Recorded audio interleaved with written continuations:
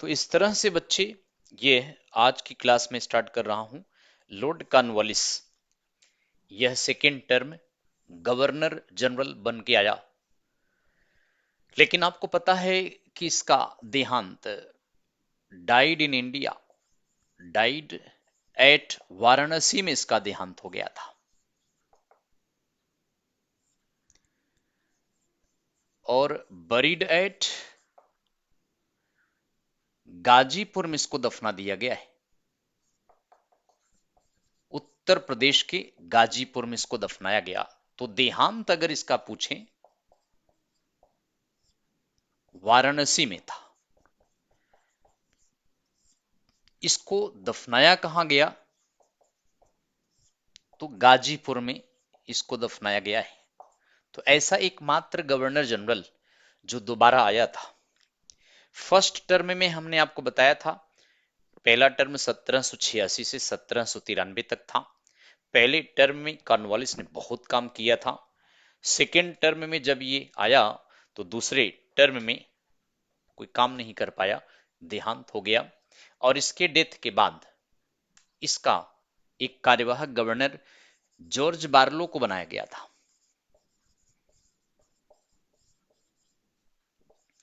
तो बच्चे George Barlow यह बना, ये 1805 से लेकर 1807 ईस्वी के आसपास जॉर्ज बार्लो, कहीं कहीं 1806 भी दिया है। तो 1805 से 7 के आसपास रहा जॉर्ज बार्लो। यह एक्टिंग गवर्नर जनरल था। Acting governor general of India, sorry, acting governor general of Bengal लिखिएगा। बंगाल का कार्यवाहक गवर्नर जनरल था। तो बंगाल का कार्यवाहक गवर्नर जनरल था बच्चों। तो यह बंगाल का एक कार्यवाहक गवर्नर जनरल के रूप में काम किया था। लेकिन इसके शासनकाल में एक घटना था। 10 जुलाई 1806 में वेल्लोर म्यूटिनी हुआ था। वेल्लोर म्यूटिनी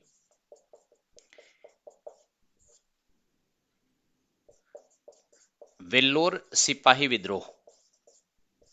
आपको बताएं बच्चों, यह वेल्लोर मद्रास में है, तमिलनाडु में। वेल्लोर एक जगह है और यहां पर ये 69th रेजिमेंट 69th रेजिमेंट के सिपाहियों ने विद्रोह कर दिया था और लगभग 14 ब्रिटिश अधिकारी और 115 अंग्रेजों की हत्या कर दिया था।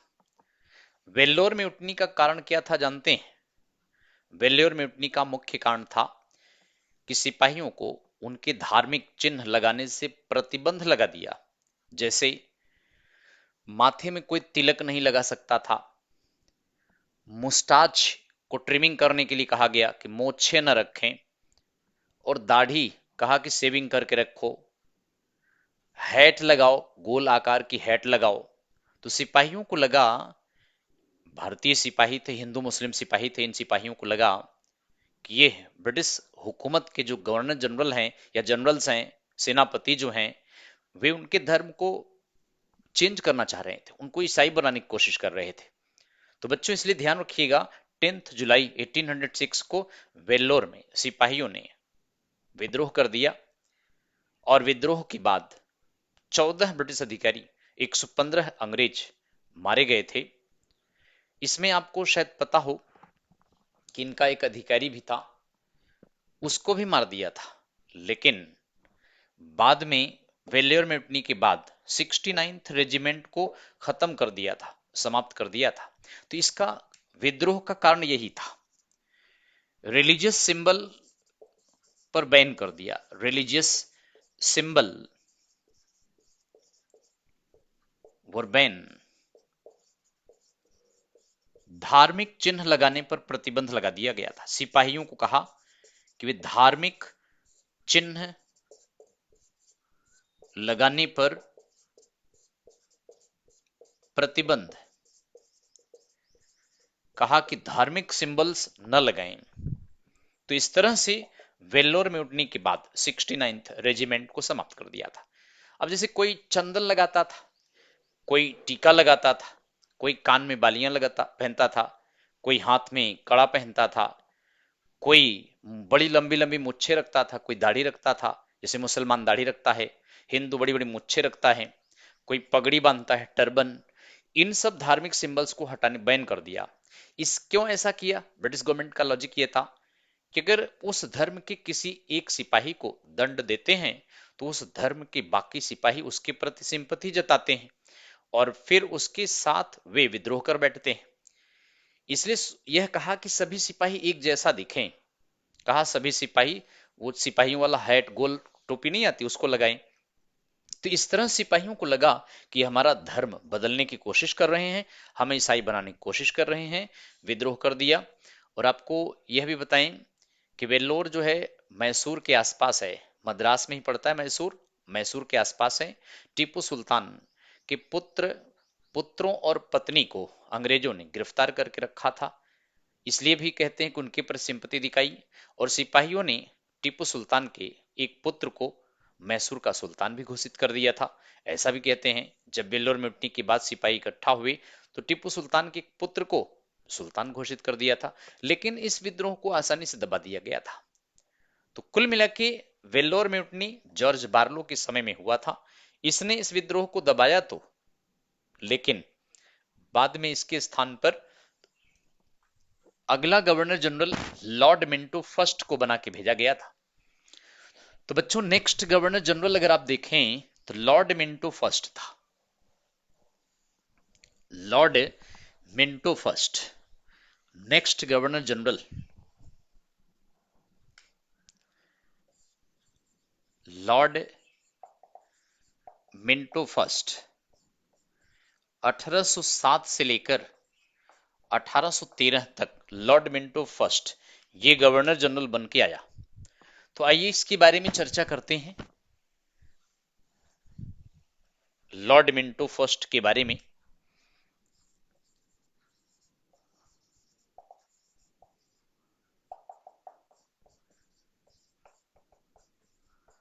तो बच्चों लॉर्ड मिंटो फर्स्ट के समय में अगर आप देखें तो 1809 में 1809 में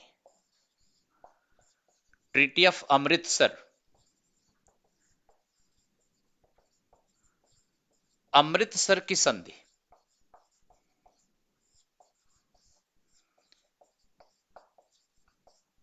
अमृतसर की संधि यह बेहद इंपॉर्टेंट संधि थी। यह संधि between British East India company और महाराजा रणजीत सिंह के बीच में था और इस संधि के द्वारा ब्रिटिश ईस्ट इंडिया कंपनी ने ब्रिटिश कंपनी की सीमा पंजाब के किंग महाराजा रणजीत के साथ डिसाइड किया। तो इसके द्वारा border border between British East India company and Maharaja Ranjit Singh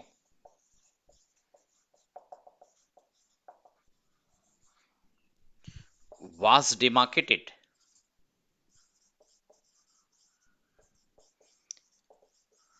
तो रणजीत सिंह एवं ब्रिटिश ईस्ट इंडिया कंपनी के मध्य सीमा तय किया गया था। तो this is also very important point. British East India company Ranjit Singh के मध्य में सीमा रेखा को तय किया गया था। कहा कि सतलुज के उस तरफ महाराजा रणजीत सिंह अपने किंगडम का विस्तार करें, यानी सतलुज को बॉर्डर माना गया था और सतलुज के इस तरफ तक ब्रिटिश कंपनी का सीमा तय किया गया था। हालांकि वैसे महाराजा रणजीत सिंह कई बार अंग्रेजों से यह कोशिश किया कि चलो सिंध को जीत लें और सिंध को आपस में आधा आधा बांट लें, क्योंकि सिंध के अमीरों का शासन सिंध पर था। लेकिन ब्रिटिश ईस्ट इंडिया कंपनी पूरे सिंध को अपने अधीन करना चाहती थी, इसलिए ब्रिटिश कंपनी ने कभी भी इस मैटर पर महाराजा रणजीत सिंह को इंटरटेन नहीं किया। जबकि ब्रिटिश ईस्ट इंडिया कंपनी के बाद भारत की दूसरी सबसे बेस्ट आर्मी महाराजा रणजीत सिंह की थी। बताया था, नहीं बताया था तो बताते हैं आपको।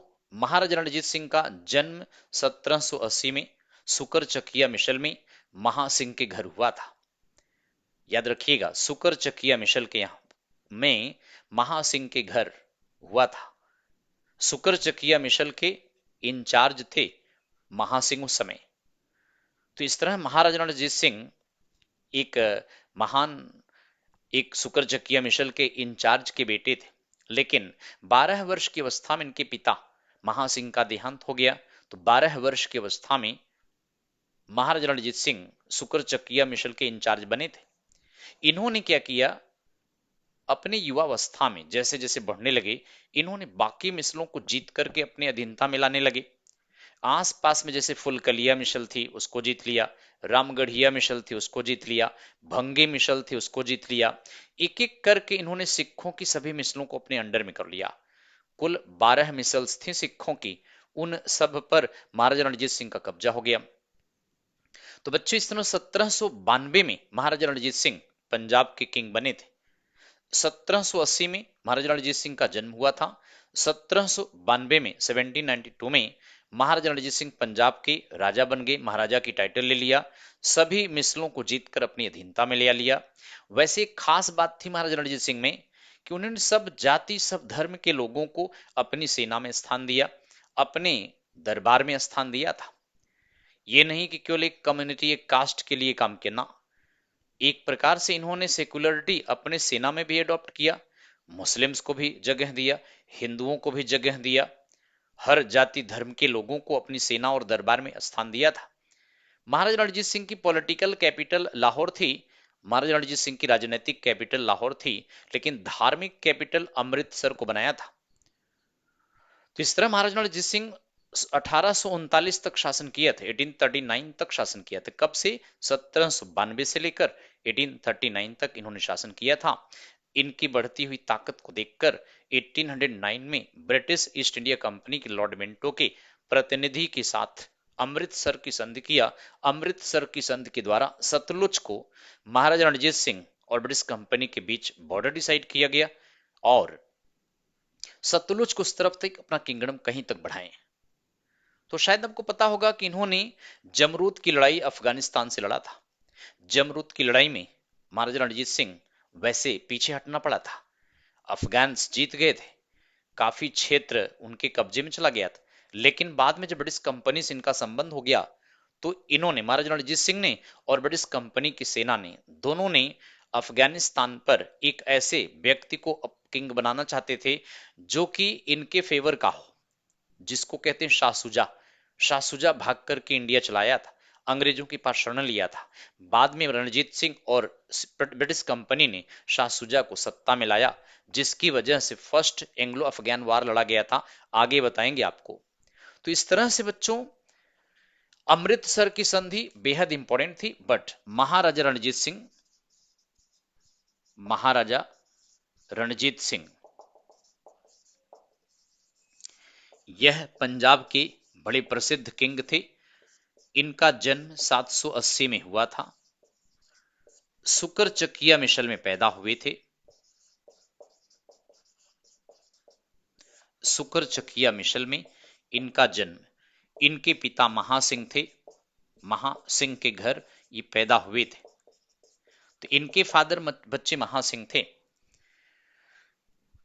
1792 से लेकर 1792 से लेकर 1839 तक महाराजा रणजीत सिंह पंजाब पर शासन किए। महाराजा रणजीत सिंह यह पंजाब पर शासन किए। तो इस तरह से महाराजा रणजीत सिंह की सेना एशिया में दूसरी सबसे बेस्ट आर्मी थी। सतलुज को बॉर्डर डिसाइड किया गया था, ये ध्यान रखें। Sutlej was the border between British East India company and Maharaja Ranjit Singh.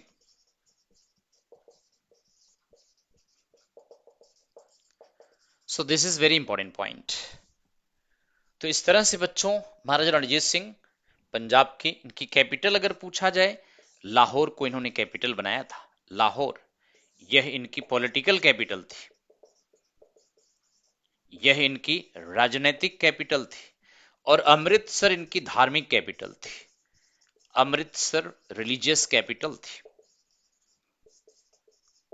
महाराजा रणजीत सिंह ने अमृतसर में हर गोल्डन टेम्पल पर फिर से सोने की परत चढ़वाया था और मार्बल का प्रयोग करवाया था, क्योंकि औरंगजेब ने गोल्डन टेम्पल को क्षति पहुंचा दिया था। तो महाराजा रणजीत सिंह ने इसको फिर से ठीक कराया था, सोने की परत चढ़वाया था और व्हाइट मार्बल लगवाया या मार्बल लगवाया था। तो इस तरह से लॉर्ड मिंटो फर्स्ट के शासनकाल में ब्रिटिश ईस्ट इंडिया कंपनी का महाराजा रणजीत सिंह से समझौता किया गया और महाराजा रणजीत सिंह की सेना में हर जाति धर्म के लोग शामिल थे। इनका जो दरबार था उसमें कई सारे मंत्री मुस्लिम भी थे, हिंदू भी थे, सिख भी थे, ईसाई भी थे, यूरोपियंस को भी स्थान दिया था। तो बच्चों, लॉर्ड मिंटो फर्स्ट के शासनकाल में 1813 में तीसरा चार्टर एक्ट आया था। यह चार्टर एक्ट, तीसरा चार्टर एक्ट 1813 में आया। अब अगर आप देखें तो इस चार्टर एक्ट के द्वारा 1833 के इस चार्टर एक्ट के द्वारा ब्रिटिश ईस्ट इंडिया कंपनी ने तमाम सुधार किए थे। एक बात तो आपको बताएं कि अगले 20 वर्ष के लिए, जैसे पहला चार्टर एक्ट 1773 में आया था जिसको रेगुलेटिंग एक्ट कहते हैं, दूसरा चार्टर एक्ट 1793 में आया था सर जॉन शोर के समय में, जिसमें कुछ सुधार किए गए थे। तीसरा चार्टर एक्ट 1813 में लॉर्ड मिंटो फर्स्ट के समय में आया। इस चार्टर एक्ट के द्वारा ब्रिटिश ईस्ट इंडिया कंपनी को आगे 20 वर्ष के लिए काम करने के लिए एक चार्टर भेजा गया था और यह भी कहा जाता है कि ब्रिटिश ईस्ट इंडिया कंपनी के एडमिनिस्ट्रेटिव रेवेन्यू पर ब्रिटिश गवर्नमेंट की भी सुपरविजन बढ़ा दिया गया। ब्रिटिश ईस्ट इंडिया कंपनी ने इस चार्टर एक्ट के द्वारा चाय के व्यापार पर चाय के व्यापार पर ब्रिटिश ईस्ट इंडिया कंपनी को एकाधिकार दे दिया। अर्थात भारत में जितना भी चाय का ट्रेड होगा या भारत से यूरोप और अमेरिकन कॉन्टिनेंट में जितनी भी चाय सप्लाई की जाएगी उस पर ब्रिटिश ईस्ट इंडिया कंपनी का एकाधिकार दे दिया था। आपको बताएं कि 1793 के चार्टर एक्ट के द्वारा ब्रिटिश ईस्ट इंडिया कंपनी के व्यापारियों को यह परमिशन था कि वे कंपनी का व्यापार तो करें ही करें, साथ में वे अपना पर्सनल व्यापार भी कर सकते थे। लेकिन 1813 के चार्टर एक्ट के द्वारा ब्रिटिश ईस्ट इंडिया कंपनी को भारत के साथ चाय के व्यापार पर एकाधिकार दे दिया गया था। शिक्षण संस्थानों के लिए 1 लाख रुपए दिए जाने का प्रावधान किया गया था। ऐसे तमाम व्यवस्थाएं इसमें किया गया, लेकिन प्रमुख व्यवस्था अगर आप देखें इस चार्टर एक्ट के द्वारा टी ट्रेड मोनोपोली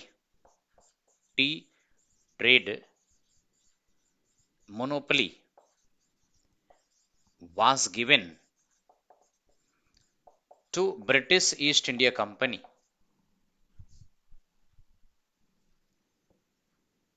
चाय के व्यापार पर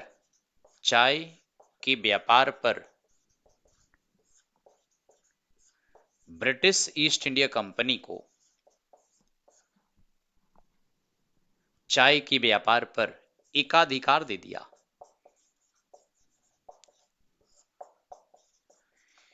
यानी जितना भी चाय का व्यापार इंडिया में कंपनी करेगी, इंडिया में जितना भी चाय का व्यापार ब्रिटिश ईस्ट इंडिया कंपनी करेगी वह केवल कंपनी के अंडर में होगा। कोई भी ब्रिटिश व्यापारी अपना पर्सनल व्यापार चाय का नहीं कर पाएगा। यही था एकाधिकार। एकाधिकार का मतलब मोनोपोली। तो जो भी चाय इंडिया से या इंडिया में इंडिया के बाहर सप्लाई की जाएगी कंपनी के अंडर में होगा। पर्सनल ट्रेड कोई अंग्रेज नहीं कर पाएगा। बाकी व्यापार पर अंग्रेज व्यापारी अपना पर्सनल व्यापार भी कर सकता था, कंपनी के लिए भी व्यापार कर सकता था, लेकिन चाय के व्यापार पर ब्रिटिश कंपनी का एकाधिकार दे दिया गया था। इसके अलावा बच्चे एक बात यह भी था, ₹1 lakh given to educational institutions in India, educational institutions in India, ये प्रावधान किया गया था, वाज टू बी गिवन। इसका मतलब वाज टू बी गिवन यानी भारत के शैक्षणिक संस्थानों को 1 लाख रुपया सालाना दिया जाएगा। भारत के शिक्षण संस्थानों को, शिक्षण संस्थानों को प्रतिवर्ष 1 लाख रुपया दिए जाने का प्रावधान किया गया।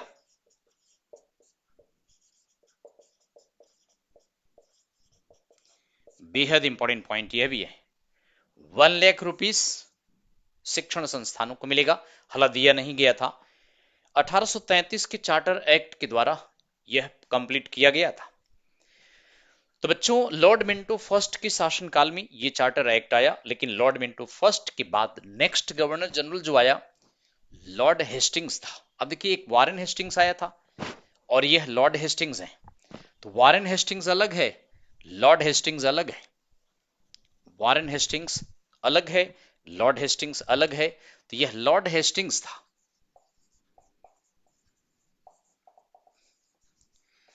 इसका शासनकाल 1813 से 1823 ईस्वी तक लॉर्ड हेस्टिंग्स था बच्चों। अब अगर आप देखें तो लॉर्ड हेस्टिंग्स के शासनकाल में 1814 से 1816 के बीच में द एंग्लो नेपलीज वार लड़ा गया था, या इसको गोरखा वार भी कहते हैं। इसे गोरखा युद्ध भी कहते हैं, गोरखा युद्ध अथवा एंग्लो नेपाल वार भी कहते हैं, आंग्ला नेपाल युद्ध भी कहते हैं। तो इस तरह से 1814 से 16 के बीच में गोरखा वार लड़ा गया था। अब अगर आप देखिए तो इस लड़ाई में British East India company, British East India company यह गोरखा लीडर अमर सिंह थापा को हराया था। अमर सिंह थापा ये हार गया था। तो बच्चे, गोरखा लीडर अमर सिंह थापा ये हार गया था। ब्रिटिश ईस्ट इंडिया कंपनी ने गोरखा लीडर अमर सिंह थापा को हराया था। लेकिन आपको बताएं, इस लड़ाई का कारण क्या था।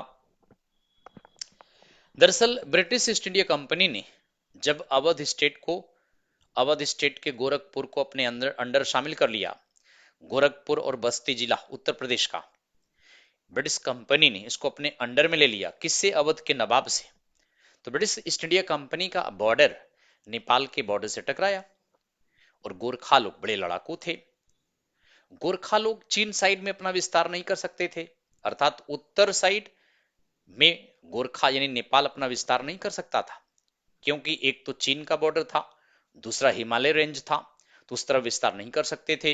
इन्होंने दक्षिण की तरफ यानी भारत की तरफ अपना विस्तार करने की सोचा। चूंकि इस तरफ ब्रिटिश ईस्ट इंडिया कंपनी ने गोरखपुर, बस्ती इत्यादि तराई क्षेत्रों पर कब्जा जमा लिया, अवध के नवाब से ले लिया। ब्रिटिश कंपनी का जो बॉर्डर था वह गोरखा यानी नेपाल के बॉर्डर से टकराया। अब देखिए, बटवाल यह गोरखपुर नहीं, बटवाल जो है गोरखपुर नहीं है, बस्ती में। बस्ती में, उत्तर प्रदेश की बस्ती में, पहले गोरखपुर में ही था लेकिन बस्ती अब एक अलग जिला है। ब्रिटिश कंपनी के यहां कई थानों पर गोरखा लोगों ने हमला कर दिया। इस बात को ब्रिटिश कंपनी बुरा मान गई। लॉर्ड हेस्टिंग्स ने जनरल गिलेस्पी को भेजा। जनरल गिलेस्पी अटैक किया, लेकिन वे इत्तेफाक से मारे गए, गोरखास के द्वारा मार दिए गए। कंपनी की हार हुई, लेकिन बाद में ऑक्टरलोनी को भेजा गया। जनरल ऑक्टरलोनी ने बड़ी तगड़ी नेपाल के गोरखा लोगों पर हमला किया और फिर गोरखा लोग पीछे हटने लगे। अंत में गोरखा लोग हार गए थे। तो बच्चों इस तरह से बटवाल बटवाल के 4-5 पुलिस थाने पर जब गोरखा ने अटैक कर दिया तो ब्रिटिश कंपनी और गोरखा के बीच युद्ध लड़ाई स्टार्ट हो गया। गोरखा लोगों ने जनरल गिलेस्पी को हरा दिया। बाद में जनरल ऑक्टरलोनी को भेजा गया तो ऑक्टरलोनी ने गोरखास को हराया। अंत में एक समझौता हो गया था 1816 में, द ट्रीटी ऑफ सिगौली या सगौली की संगौली की संधि भी कहते हैं, सगौली की संधि। तो बच्चे सगौली की संधि यह British East India company, between British East India company and Gorkha leader Amar Singh Thapa के बीच में हुआ था। तो गोरखा लीडर अमर सिंह थापा और ब्रिटिश ईस्ट इंडिया कंपनी के बीच 1816 में सगौली की संधि हुआ था। इस संधि के द्वारा गोरखा लीडर अमर सिंह थापा ने ब्रिटिश ईस्ट इंडिया कंपनी को अपना 1/3 क्षेत्र दे दिया था। यानी गोरखा लीडर अमर सिंह थापा ने तराई का 1/3 क्षेत्र ब्रिटिश कंपनी को दे दिया और ब्रिटिश ईस्ट इंडिया कंपनी से समझौता भी कर लिया कि ब्रिटिश ईस्ट इंडिया कंपनी इनके खिलाफ कोई एक्शन नहीं लेगी। गोरखा लोगों को ब्रिटिश सेना में भर्ती होने के लिए ओपन कर दिया, क्योंकि गोरखा लोग बड़े बहादुर थे, बड़ी बहादुरी से लड़ते थे। आगे चलकर गोरखा रेजिमेंट बनाया गया और आप जानते हैं गोरखा रेजिमेंट ने 1857 की क्रांति में बढ़ चढ़कर हिस्सा लिया, ब्रिटिश कंपनी के साथ काम किया, आगे चलकर ब्रिटिश कंपनी क्या ब्रिटिश गवर्नमेंट का भी साथ दिया। आज की डेट में भी भारतीय सेना में गोरखा रेजिमेंट होता है। तो इस तरह अमर सिंह थापा ने भारत और नेपाल के बीच बॉर्डर डिसाइड किया और जो बॉर्डर डिसाइड किया गया वो काली रिवर को डिसाइड किया गया और उस बॉर्डर के उस तरफ गोरखा लोग रहेंगे और इस बॉर्डर के इस तरफ ब्रिटिश कंपनी का शासन रहेगा। ब्रिटिश ईस्ट इंडिया कंपनी के क्षेत्रों पर गोरखा लोग प्रवेश नहीं करेंगे, मतलब अटैक नहीं करेंगे, इनक्रोच नहीं करेंगे। तो इस तरह से ब्रिटिश कंपनी ने भी गोरखा रेजिमेंट को प्रॉमिस किया, यानी गोरखा नेता अमर सिंह थापा को प्रॉमिस किया कि वह नेपाल पर आक्रमण नहीं करेंगे। नेपाल को एक बफर स्टेट के रूप में डील किया। बफर स्टेट का मतलब होता है भारत और चीन के बीच मध्य में भारत की दोस्ती की तरफ उसको अट्रैक्ट किया। इसलिए गोरखा लोगों के साथ एक प्रकार से बड़ी सिंपथी रखा और एक ब्रिटिश रेजिडेंट नेपाल की कैपिटल काठमांडू में रखा गया। नेपाल की राजधानी काठमांडू में ब्रिटिश रेजिडेंट रखा गया।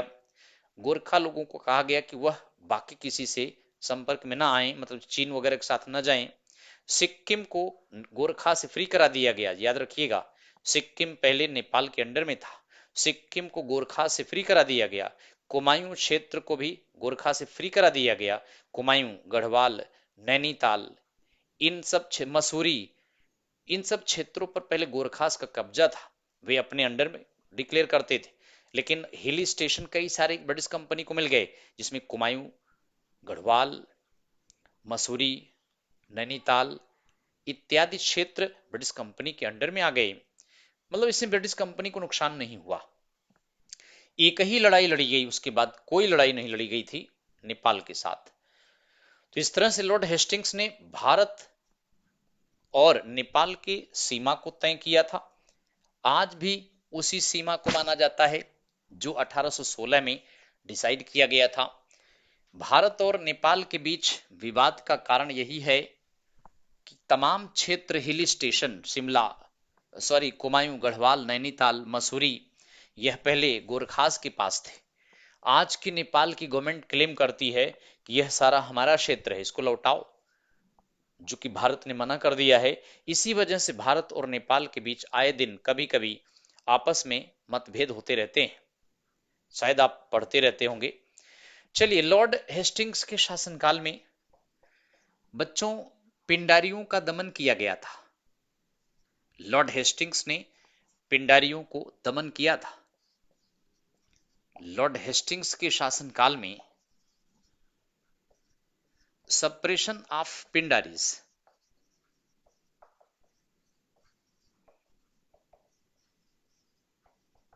पिंडारियों का दमन।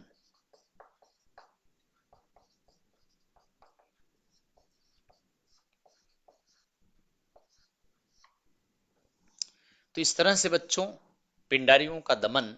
अब जानते हैं पिंडारी कौन थे। तो आपको बताएं, पिंडारी पिंड से बना है, इनकी कोई जाति कोई धर्म नहीं होता था। यह मराठों के अंडर में ये लोग सैनिक का काम करते थे, लेकिन मराठा संघ जो था बिखर गया था, उसका फायदा पिंडारियों ने उठाया और ये पिंडारी अपने अलग अलग समूह में रहते थे। अकस्मात ब्रिटिश कंपनी के किसी क्षेत्र पर हमला करके लूटपाट कर लेते थे। पिंडारियों के आक्रमण से ब्रिटिश कंपनी तंग आ चुकी थी।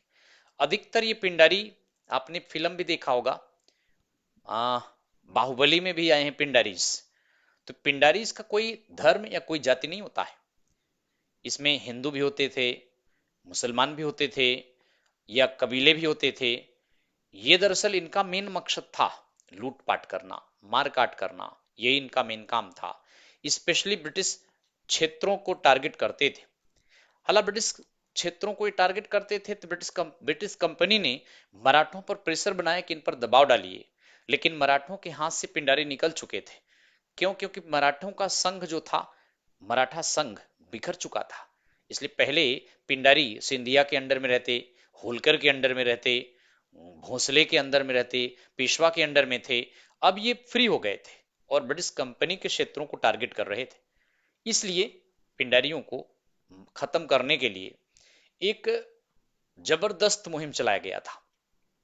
पिंडारियों के 3 प्रमुख नेता थे, वासिल मोहम्मद, वासिल मोहम्मद, चीतू और करीम।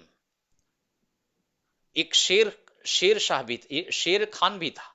तो 4 नेता थे, वासिल मोहम्मद, करीम, चीतू और शेर खान। ये 4 प्रमुख पिंडारियों के नेता थे। ब्रिटिश ईस्ट इंडिया कंपनी ने कर्नल स्लीमन को पिंडारियों के दमन के लिए अपॉइंट किया था। अगर आपसे पूछा जाए कि इसके लिए लॉर्ड हेस्टिंग ने किसको अपॉइंट किया था, तो कॉलोनल स्लीमन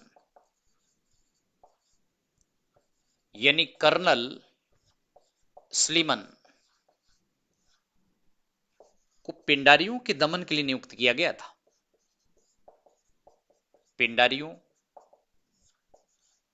के दमन के लिए नियुक्त किया गया था। तो बच्चों इस तरह से पिंडारियों के दमन के लिए कर्नल स्लीमन के अपॉइंट किया गया था, जिसमें आपको बताएं करीम शाह, वासिल मोहम्मद, चीतू 3 प्रमुख थे और शेर खान। इसमें आपको बताएं वासिल मोहम्मद युद्ध में लड़ता हुआ मारा गया, चीतू जंगलों में भाग गया, उसको चीता खा गया, और करीम खान, इनको राजस्थान में बूंदी का, गोंड का, इनको सामंत अपॉइंट कर दिया अंग्रेजों के अंडर में। वहां पर इनको सामंत अपॉइंट कर दिया, फ्यूडल लॉर्ड्स। तो इस तरह से कुल मिला के लॉर्ड हेस्टिंग्स के शासनकाल में पिंडारियों का दमन कर्नल स्लीमन ने किया था।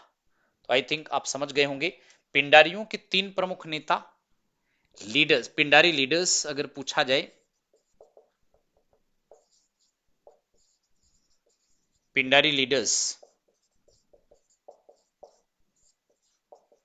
यह अगर आपसे पूछा जाए बच्चों, तो एक तो वासिल मोहम्मद, ये लड़ते हुए अंग्रेजों से मारे गए। दूसरा अगर आप देखें करीम खान, तीसरा चीतू, और एक चौथा जो बताए थे शेर खान। यह प्रमुख पिंडारी नेता थे। इनको कब तक दमन किया गया? तो बच्चे 1817 या 1818 के आसपास इनका दमन किया गया था। तो यह एक बड़ा फेमस क्वेश्चन है, पूछा जाता है कभी कभी, किस गवर्नर जनरल ने पिंडारियों का दमन किया था? तो लॉर्ड हेस्टिंग्स को आपको लगाना है। चलिए आगे आपको बताते हैं, लॉर्ड हेस्टिंग के समय में बच्चों थर्ड एंग्लो मराठा वॉर लड़ा गया था। तीसरा आंग्ला मराठा युद्ध कब लड़ा गया? 1817, 1818 थर्ड एंग्लो मराठा वॉर। तीसरा आंग्ला मराठा युद्ध।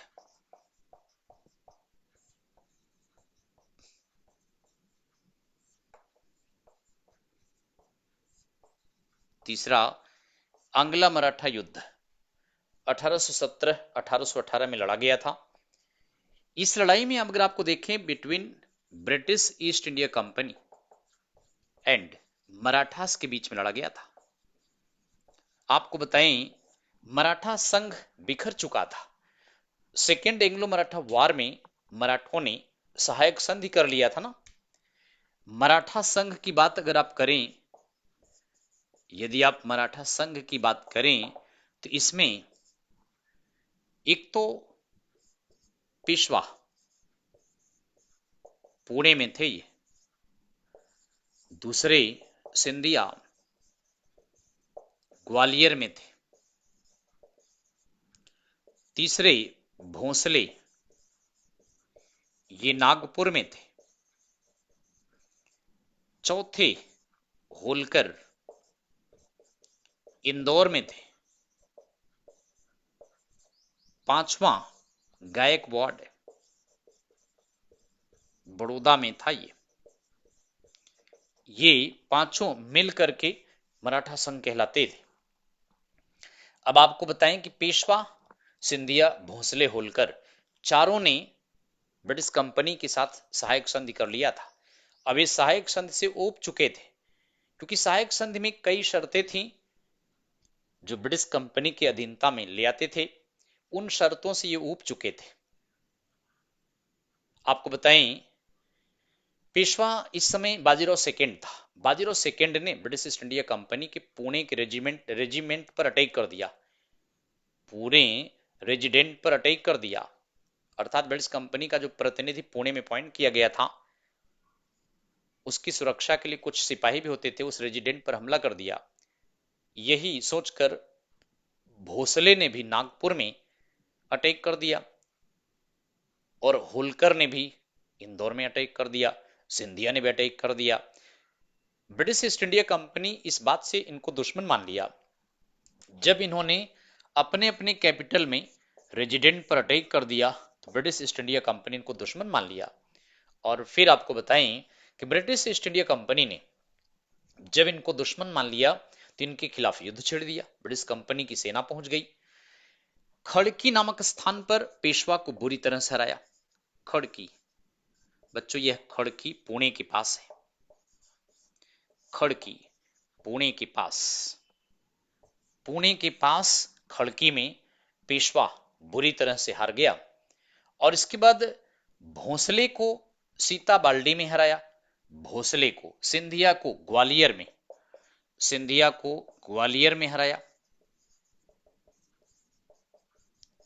तो ग्वालियर में सिंधिया को हराया और भोंसले को नागपुर के पास सीता बाल्डी में हराया। सीता बाल्डी, तो सीता बाल्डी यह नागपुर के पास है। भोंसले को हराया और होलकर को महीदपुर की लड़ाई में हराया। महीदपुर, महीदपुर यह मध्य प्रदेश में बच्चे, इंदौर के पास। गायकवाड़ तो वैसे भी न्यूट्रल था, उसका कोई अस्तित्व भी नहीं था। तो इस तरह से ब्रिटिश ईस्ट इंडिया कंपनी ने इन जगहों पर इनको हरा दिया और इनके सत्ता को छीन लिया। जैसे सिंधिया को ग्वालियर तक सीमित कर दिया, बाकी क्षेत्रों से छीनकर कंपनी में मिला लिया। होलकर को इंदौर में लिमिटेड कर दिया अपने अंडर में, उनको वहीं तक सीमित करके बाकी क्षेत्र छीन लिया। भोंसले को केवल नागपुर सीमित करके बाकी क्षेत्र छीन लिया। ऐसे होलकर, भोंसले, सिंधिया को सबको, पेशवा को क्या किया, पेशवा से पुणे छीन लिया और शिवाजी के शिवाजी के वंशज को दे दिया, शिवाजी के वंशज को वहां अपॉइंट कर दिया, शिवाजी का वंशज अपने अंडर में रखा। पेशवा बाजीराव सेकेंड को पेंशन दे दिया बच्चे। इस समय पेशवा बाजीराव सेकेंड था, तो पेशवा बाजीराव सेकेंड इनको सालाना 8 लाख रुपया पेंशन दे दिया और इनको कहा कि आप कानपुर में बिठूर पैलेस में चलकर रहें, तो कानपुर के पास इनको बिठूर पैलेस दे दिया। तो इस तरह से पेशवा 8 लाख पेंशन पा गए और बिठूर पैलेस कानपुर में रहने लगे। बाकी पेशवा से छीनकर पुणे शिवाजी के उत्तराधिकारी को दे दिया और उसे अपने अधीनता में रहने रख लिया। बाकी सिंधिया को लिमिटेड ग्वालियर तक कर दिया, भोंसले को नागपुर में कर दिया, होलकर को इंदौर में कर दिया, गायकवाड़ बड़ौदा में थे, लेकिन इनकी पावर को काट दिया, इनकी सेना को खत्म कर दिया, इनके ऊपर ब्रिटिश कंपनी का दबाव बना दिया। ये रियासतों के मालिक तो बने रहे, लेकिन एक्चुअल पावर इनके पास नहीं थी, सारी पावर ब्रिटिश कंपनी के हाथ में आ गई थी। ये पॉपेट की तरह अपने अपने स्टेट में काम करते थे। तो बच्चे यह बेहद इंपॉर्टेंट लड़ाई थी। थर्ड एंग्लो मराठा युद्ध में मराठों की ताकत बिल्कुल खत्म हो गई। और आपको बताते हैं कि 1817-1818 में इस मराठा लड़ाई में पेशवा के अगेंस्ट में महाराष्ट्र के शेड्यूल कास्ट के लोगों ने भी इस युद्ध में लड़ा था, ब्रिटिश कंपनी का साथ दिया था। 2018 में इस लड़ाई का, थर्ड एंग्लो मराठा वार का 200वां साल मनाया गया था। भीमे कोरेगांव की घटना हुई थी, जहां ऑल इंडिया लेवल के शेड्यूल कास्ट इकट्ठा हुए थे। शेड्यूल कास्ट के लोगों ने पेशवाओं की हार का जश्न मनाने के लिए 2018 में भीमा कोरेगांव में एक मीटिंग भी किया था। चूंकि ब्रिटिश ईस्ट इंडिया कंपनी का साथ शेड्यूल कास्ट के लोगों ने दिया था, क्योंकि शेड्यूल कास्ट के लोग, निम्न कास्ट के लोगों ने को पेशवाओं ने बड़ा परेशान किया था, इसलिए वह कंपनी का साथ दिए थे और इनकी हार पर वे लोग बेहद खुश भी थे। लेकिन कुल मिला के मराठा पावर बिल्कुल खत्म हो गया। अब मराठे बिल्कुल कंपनी के अंडर में आ गए, सेना इनको खत्म करनी पड़ी। तो लॉर्ड हेस्टिंग के समय में ये घटना हुई थी बच्चों। और आपको बताएं, लॉर्ड हेस्टिंग के शासनकाल में कुछ और बातें हैं। एक तो लॉर्ड हेस्टिंग्स ने बच्चों एक काम और किया था, लॉर्ड हेस्टिंग ने प्रेस पर पाबंदी और बढ़ा दिया, जिसको लॉर्ड वेलेस्ली ने लाया था उस पर जैसे पॉम्फलेट को भी ला दिया, मैगजीन को भी ला दिया, समाचार पत्र तो थे ही, संवाद कौमुदी राजा राममोहन राय की पत्रिका को भी उसके अंडर में ला दिया। संवाद कौमुदी राममोहन राय निकालते थे बंगाली भाषा में। लेकिन आगे की पॉइंट अगर आप देखिए तो रैयतवारी सिस्टम 1820 में प्रारंभ किया गया था। Ryotwari system of land tax revenue, भू राजस्व कर की रैयतवारी प्रथा, भू राजस्व कर की रैयतवाड़ी प्रथा